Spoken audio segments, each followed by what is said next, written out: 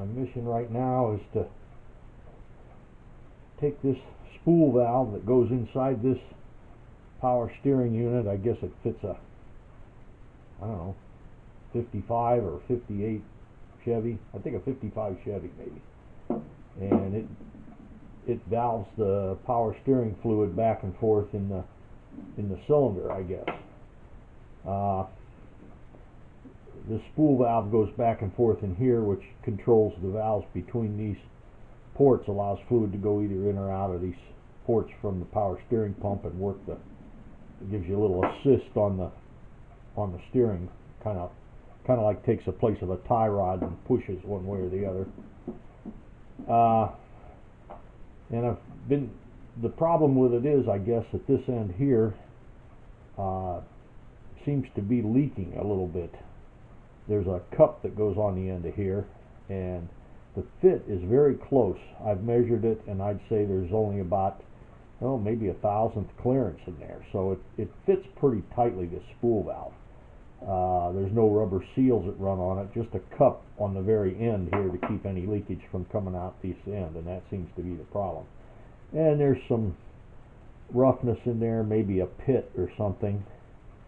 And I've measured it with telescope gauges and mics, and I would say the clearance is about 1,000th, maybe 1,000th and a half on the diameter. So it fits pretty close. This is a ground part and really should be ground, and I probably don't have any business messing with it, but I'm going to try to fix it with just machine work and see if I can get it close enough.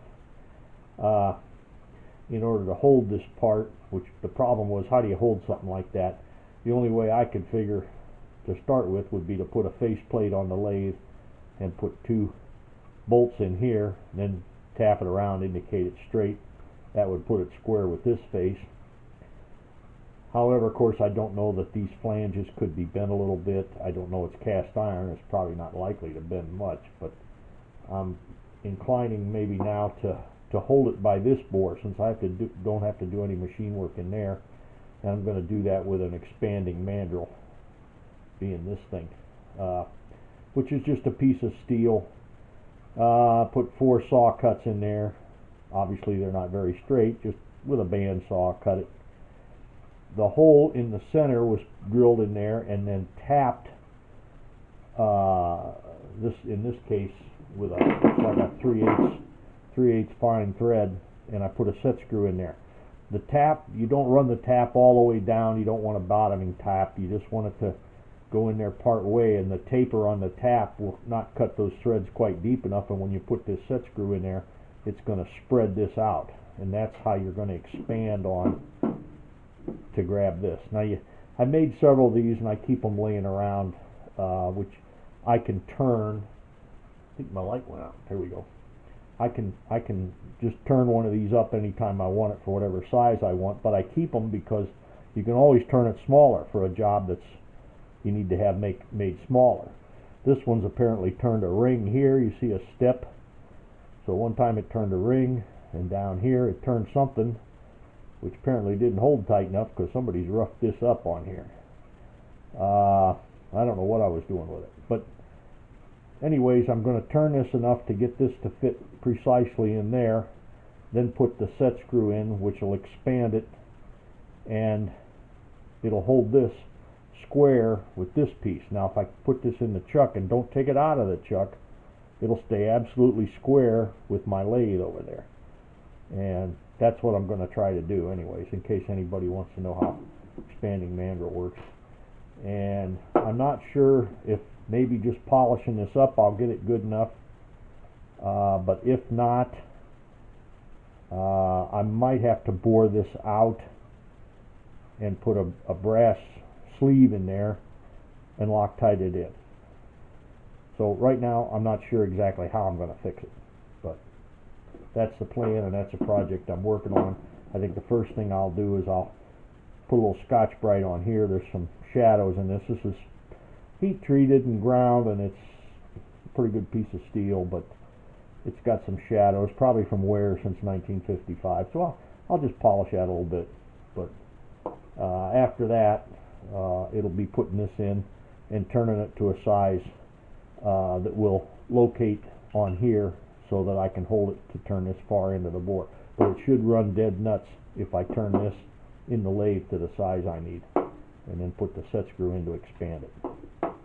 But I put the saw cuts, I drill and tap the hole first, then put the saw cuts in there, and you might want to run the tap in again a little bit just to get the burrs out of there. But that's how you make these expanding mandrels. Sometimes you have 3 slots.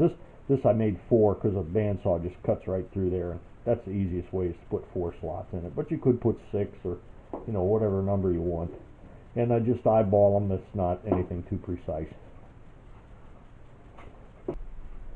Alright, the tool holder as it was had this tool bit in there. Now this has a carbide piece that's brazed on there, or silver soldered on there.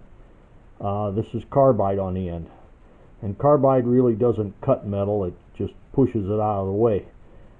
It usually takes more force, a more rigid machine, and because I'm using an old World War II 9-inch South Bend lathe, I got to use high-speed steel if I want to get a real accurate size on something. So I want a tool bit that's the same size to fit in there, and I found this one. Usually I try to find something that's ground fairly close to what I want, because it saves me time trying to grind this all down to get the shape I want. If I took a blank tool bit like this, it might take me 15 minutes to get it ground to look like this. So why use a new tool bit if I don't have to, if I got something close? So I just touched this up a little bit on the grinder over there, just a hand grinder, and ground it to this shape. You'll notice this end is for cutting this way towards the left. You see how that shaped is? It's relieved on this side, and it's relieved here, and it's giving me a real sharp point, so it won't take much force. It'll cut real nice. Now this side would be sharpened to do the opposite. If you wanted to cut to the right, that would be a nice thing to cut with, and you could face it off if you were going the other way. So I just found this in this batch of tools. Everybody has a lot of tool bits laying around, but the carbide, it's not good if you want to do something very accurate. You don't want to try to use something like that, especially on an old lathe. Oh boy, it's not rigid enough. So I'll just put these back in here, and I'll use this one.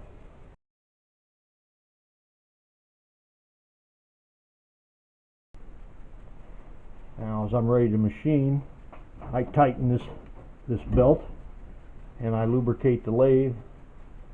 Any place where there's one of these cups, you can squirt the oil in this cup here, like so, to fill it, or you can squirt it in this hole up here, which also will fill the cups. And of course I have let's see if I can show you here, the feed set in the finest feed, because I want a real good finish, and I don't want to put any more pressure on the part than I can help.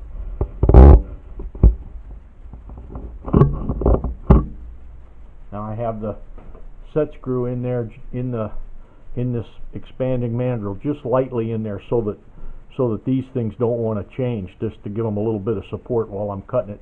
But it would appear I only have to take about 10 thousandths off of here to get it the size I want, so it won't take much to give me what I need there. One of the first things I do is make sure I have this compound, the backlash, set going this way, because I'm cutting on the outside of something, so you want to watch your backlash before you try to cut anything. Otherwise your tool might move back on you. And I just set it to zeros here, just out of habit, I guess. But when I'm cutting on the outside, I'm going to be turning the knob this way.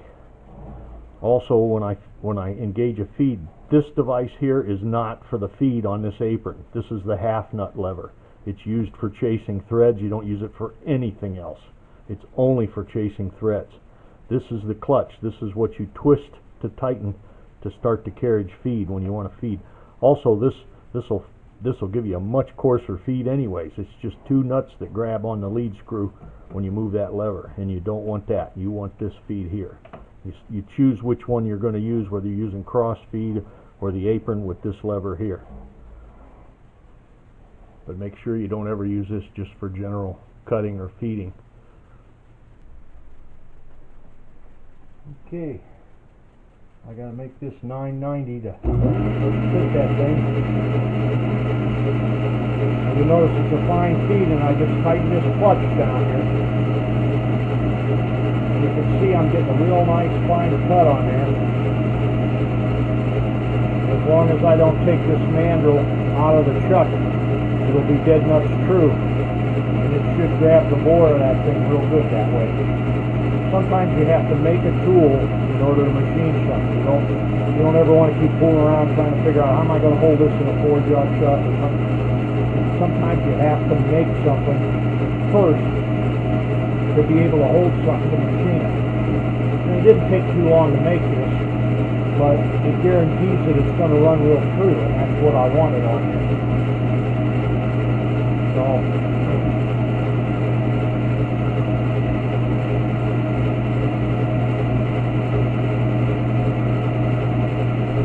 about got it. There we go. Now I want to make sure I note what my number is on my scale for this cross slide so I can come back to it. And I back it off and I pull this out of the way, and then I measure it to see if I got the right size on it.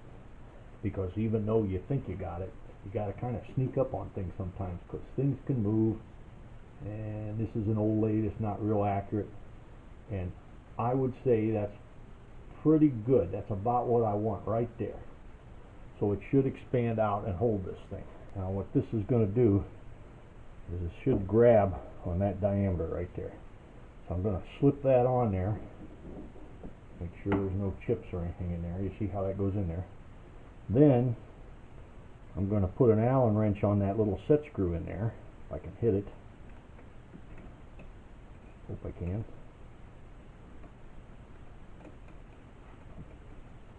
Might have to move this camera so I can see what I'm doing. There it goes. And then when I tighten that set screw, you'll notice this thing's starting to get tight on there. And I'm going to get me a crescent wrench and really snug it up, and then it'll be on there pretty good tightened up then. So I'm going to tighten this up.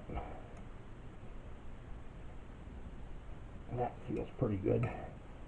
And you notice it's on there pretty good. It's not going to come off there.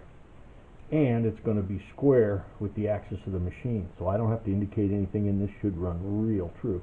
But I might put an indicator on it just to see how much this bore is out of whack, just for curiosity. It's going to get bored out anyway, I guess. But I might polish it up first and see if that's going to fix it, but I'm not sure of that.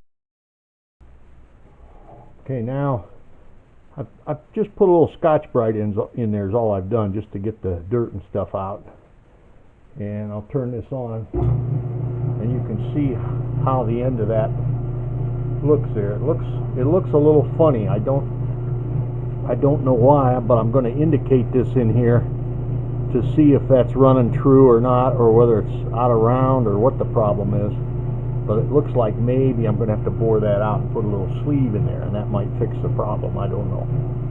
Okay, I've got the belts loose on the lathe so I can turn it easy, and I've got the dial indicator on there. Now you'll see that needle going back and forth, but this is what bothers me right here. You see there's a dip of about 3/4 thousandths maybe. Now it goes up, and it looks like it's within about 4 thousandths of being true, but it's this dip. It's just going down like that, and so I think I'm going to have to bore that out. There's not, in other words, the hole is not round. It's got some kind of a dent in it, and I can't see it. I can move it into a little bit different spot maybe and try it there, but I see there ain't not such a big dip in it right there, but there is one. The needle should go back and forth smoothly, but right there you see how it dips down like, and it's going within 4 thousandths, but that'd be 2 thousandths off one way or the other, could be. But I think I'm going to try to make a bushing for it. It's supposed to fit real tight, but it does have a rubber cup on it, which of course rubber seal would cover a lot of errors. So I'm going to see if I can put a little bushing in there, and I'll just bore that out. Well, I think I have this bored out pretty well here.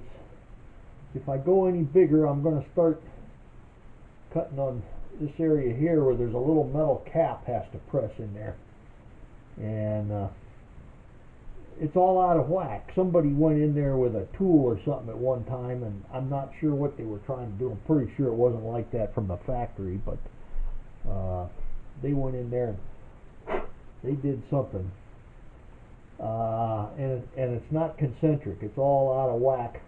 I'll turn it on. You can see how this outer part of the hole is wobbling all around. So the only way I could see to fix that and put a thicker bushing in there, I could make a bushing to put in there, but it's going to be really thin, about I don't know, maybe 30 thousandths wall, something like that. So it'll be 60 thousandths maybe. I don't know. It's not going to be very big. I could bore it out some more and put a lot more substantial bushing in there, but if I do that, I'm going to have to make a different cap. Make a bigger cap, make something else to cover the end of this thing. But I don't know, maybe that's what I should do, because it's really out of whack. I don't think that the little rubber cup that fits on there runs clear down in this area, but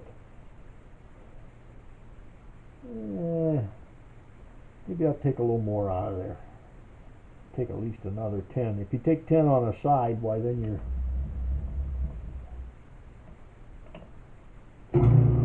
I'll bore that out. It might be I'm going to have to make another cap for the thing. I'll make another part yet for it. That's what I'm thinking. So I tighten the clutch down here to engage my feed, and it'll start feeding into that hole. I have a stop here, so I got a certain depth. This is all I'm boring out of this thing. So I'm just trying to fix the spot that's bad where the rubber cup goes. Hey, you hear it? Out of whack there. See it?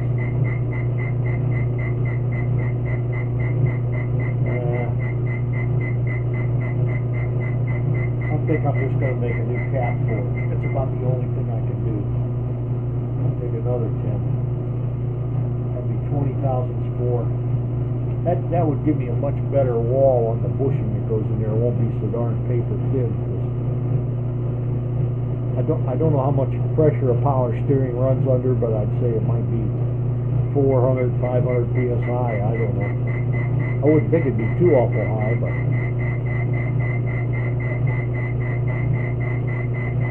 it's still really out of whack. Oh well.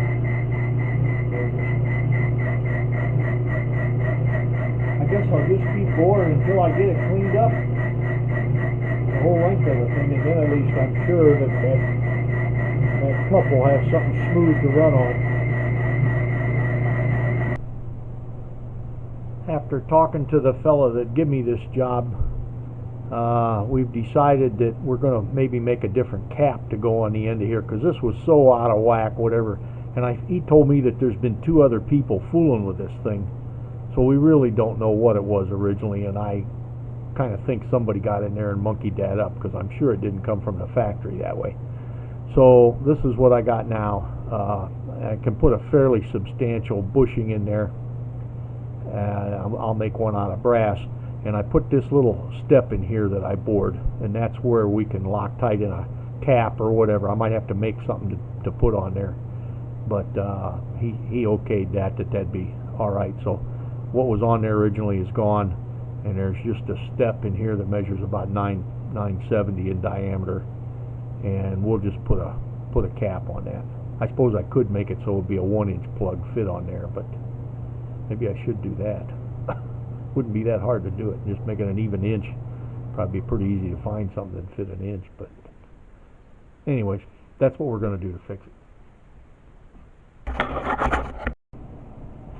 Alright, now I think I'm ready for like a final pass on this bushing.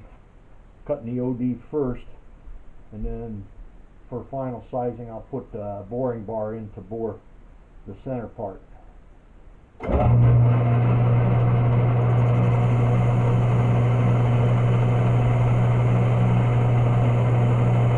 Next step will be to face off the end of it and then put the boring bar in. Once I get this to the right size, that's going to be a little tricky.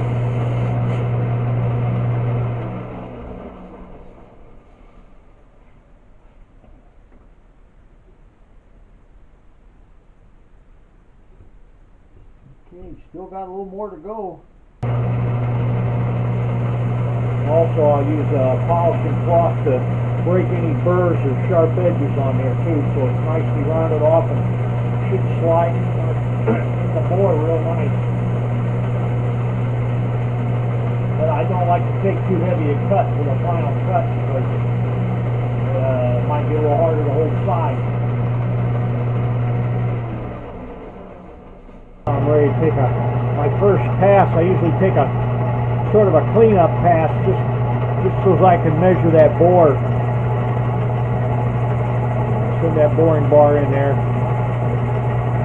I gotta be ready because when it starts making a lot of racket, I'm at the end of my hole that's in there.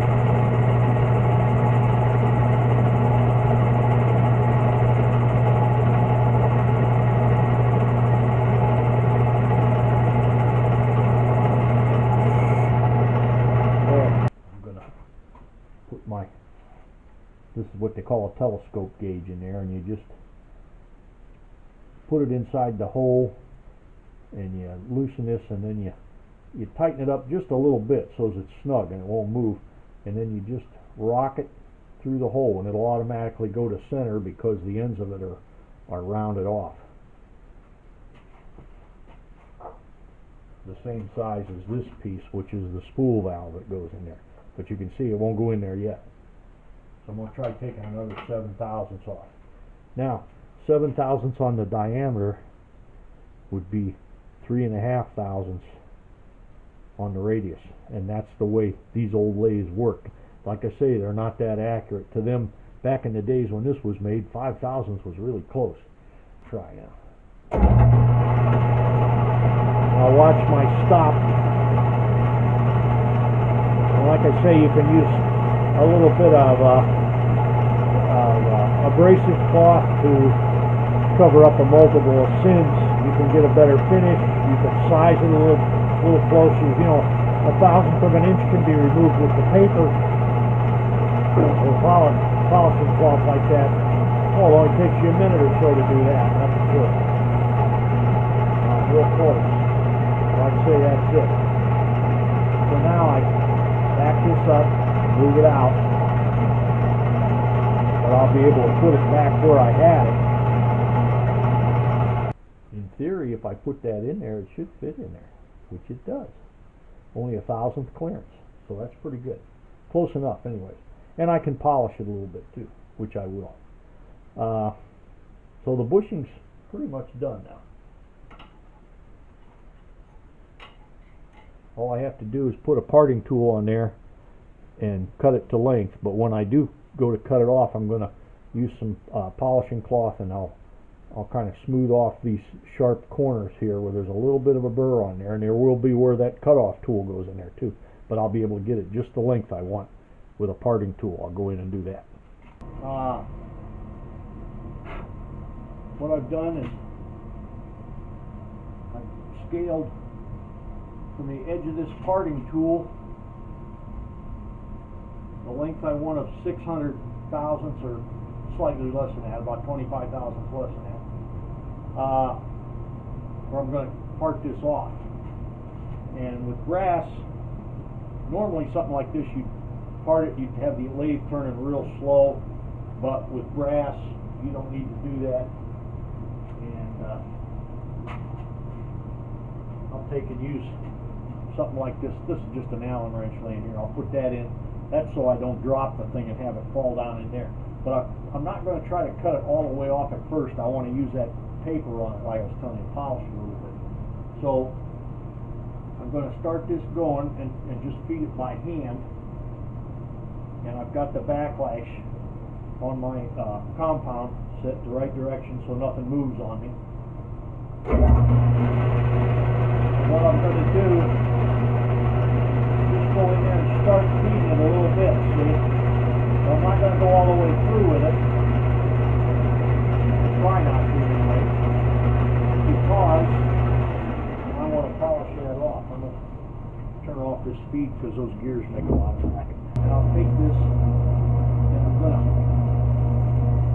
try and just round that corner off a little bit there, and also this one over here. And of course you should never run a lathe using a long sleeve shirt like I am. Do as I say, not as I do. I think I'll break this corner in here a little bit too. And like I say, normally you wouldn't go this fast on a piece of steel or something. You'd use a slow feed, maybe even put it in back gear, and plenty of oil on the cutter too. With grass, you don't need to do that. Grass cuts real nice. So I'm just, you can see the chips coming out of there, but that's just slowly turning that in, feeding it in. And hopefully there won't be any burr on it. It should be just about ready to cut through. It's going to be a wall thickness of about a 1/16 of an inch is all. So it's a fairly thin bushing. There we go. That's what I want. Just take a little pair of pliers or something like that, just little, like needle nose pliers, if you get a burr on there. If I sharpened that cutoff tool a little bit out of square, I think I'd have it not leave that burr on there, but so I could modify the cutting tool. Just trying to get that off there. There. And then this is just an old riffle file. You can kind of see the old file teeth on there, but you just sharpen those on a grinder so they're kind of hollow ground, and you got a nice sharp edge on there, and you can go around with that to get the burr off there. That's called a burring knife, and it's kind of an essential tool.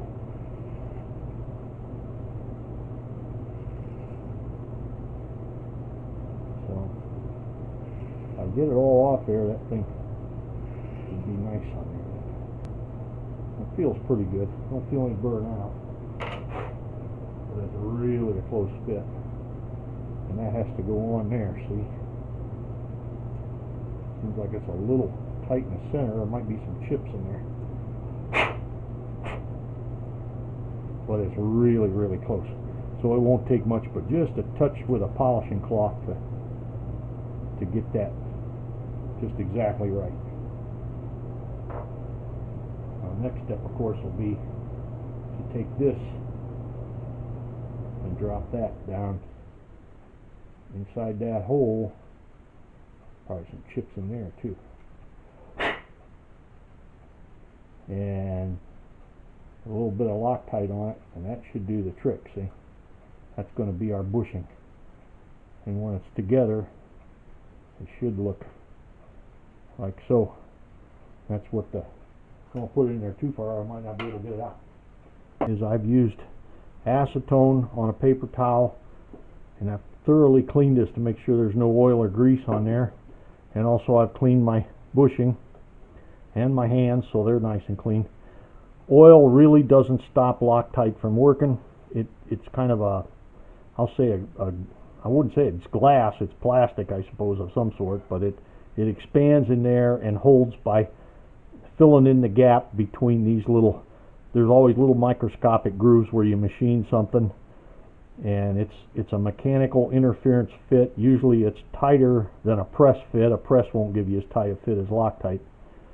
But of course your problem is you don't want to have grease on there if you can help it, even though it would still hold as long as you didn't have so much grease that it filled up all the little grooves and imperfections in that hole. It would still hold. The other thing I'm going to do is I'm going to put this bushing in the freezer to get it cold in order to prevent the Loctite from setting too fast, and hope that I can get it together. I've got some Chinese Loctite I'm going to try on it, and I've had trouble with it setting too fast. I might not have enough time to get the thing in there before it sets up because the clearances are so close. The time it takes to cure is based on the clearance. I had to move pretty fast. What I did is I put this cast iron piece under a lamp over there, just near a 100-watt light bulb. It's just a machine light, and kind of got this warmed up. It's a little warm to the touch. It's not real hot or anything. I probably could have left it under there a little bit longer, but the brass part, I put that in the freezer to get that cold. That made sure I had some good clearance in there. Then when it was cold, and this being a little warm, I come down and I smeared a little bit of Loctite on the bushing. You got to use bearing and stud mount, or a high strength Loctite, not thread locker. You want something tighter than that. Although thread locker probably would work for this. It's not going to take too much to hold that in there. And then I had a plastic persuader here, and I made this is just a piece of PVC pipe which I put in the lathe real quick and just turned that on the end so as I could use that as a driver to make sure it went all the way down in, and I smacked it with this persuader to make sure it's all the way down in there. And then of course you can wipe off the excess Loctite, because it'll cure pretty fast, particularly if that metal is warm. The temperature has a lot to do with how fast Loctite will cure, and it cures just because there's no air between those parts, and it's probably stuck in there pretty good right now. It only takes 5 minutes, 10 minutes, and if you've got a tight clearance like that, it's going to be cured. So now what I'll do is I'll polish this a little bit if I have any trouble at all with getting this to go down in through there. This is the piece where the rubber, it's like a cup goes on there. I didn't bring the cup with me because I didn't think I needed that, but he's got a brand new rubber cup that he's going to put on that groove there, and the cup prevents oil from coming out this way. But the important part of this is a spool valve, is these little grooves in here, and here, and this thing will move back and forth, but just slightly. Not very much when the car's running, but when the car's shut off, it may clunk clunk. It might move quite a ways. When the engine's not running and you try to turn the wheels without power steering, this is going to move on you quite a bit. So that might be how they're tearing it up. I don't know, but I'm gonna polish it up.